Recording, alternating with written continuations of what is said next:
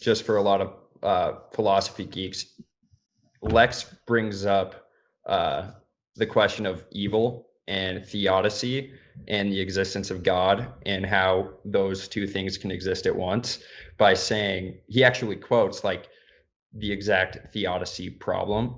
And I think you sure love some free will. Yeah, Spencer, you had some comments on that, I believe. So if you want to go ahead. Oh no, yeah, I totally agree with the more philosophical approach of Lex Luthor, and honestly, I think that is the one aspect, because I mean, obviously, it's a 3 hour movie in it, but I think that is the one aspect that I felt was least explored, and I think that was the one where they kind of copped out on really digging into all that behind it, because they had such I don't know. I love the character of Lex Luthor. I loved how Jesse Eisenberg portrayed him in this. I thought it was brilliant. I loved kind of the lean into a more of a younger, fresher Lex Luthor with more and less of a jaded, and I don't remember who played it all, but the old Lex Luthor and the Batmans from the early 70s and 80s. I enjoyed that one too. It was very comical and he had his little sidekick and all that. But this Jesse Eisenberg Lex was very fresh and was very new and was very he's a very stylized character, and I loved the style that he brought and how he was able to ground that in his role. Yeah, manic Mark Zuckerberg. He's what Mark Zuckerberg could have been. In the social network, changing from that. But I think they kind of fell into a bit of a trap with that because he's so stylized.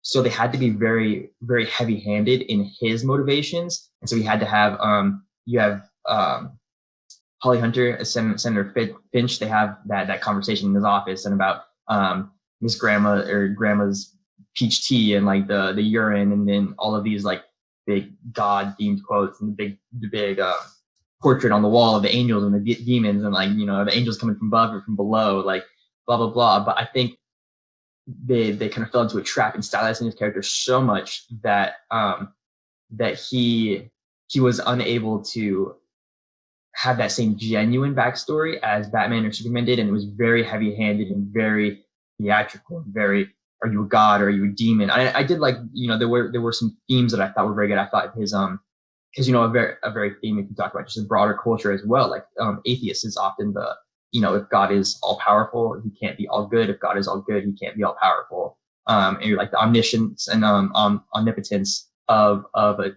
deity or a spiritual being in that sense.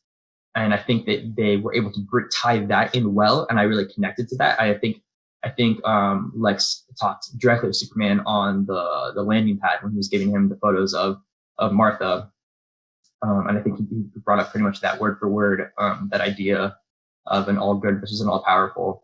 And I think I do love that. And I talked before about the Batman's kind of, because there's a very strong sense of like self-righteousness that pervades this film too, and I think that stems from people's different interpretation of violence and how they react to it. So Lex felt like there's a little more arrogance that comes from Lex's because and I think that they could have kind of brought that in from his childhood, of however abused he might have been. He was also had a very spoiled, a very privileged childhood in terms of material wealth and position and power, whereas his personal life, I'm sure, was not very privileged, but he has a sense of arrogance in his form, whereas he is bringing down this God, but even he still has this little kernel of self-righteousness within him, where it's more of like a moral, like, how dare you say you're God if you're like allowing these horrible things to happen?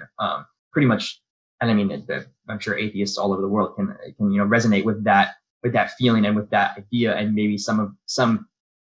It's not too far-fetched to believe that if a God were to present himself, that there would be individuals in the world that would have that same reaction to him. And maybe they wouldn't have the power, to do anything about it. But that Lex has that idea and has that power to do that is an interesting idea. But I do think his motivations were a little less explored, kind of subtextually. And, because it was a little heavy-handed with his, whereas I felt like they dealt with Batman and Superman's sense of self-righteousness very, very deftly, and they explored that very well. And also, he's not the main character of the film, so it's Batman versus Superman. It's not Batman versus Superman versus Lex Luthor. So they can't spend a whole hour developing his backstory in the Middle East or whatever. But I do think that could have been explored a bit more.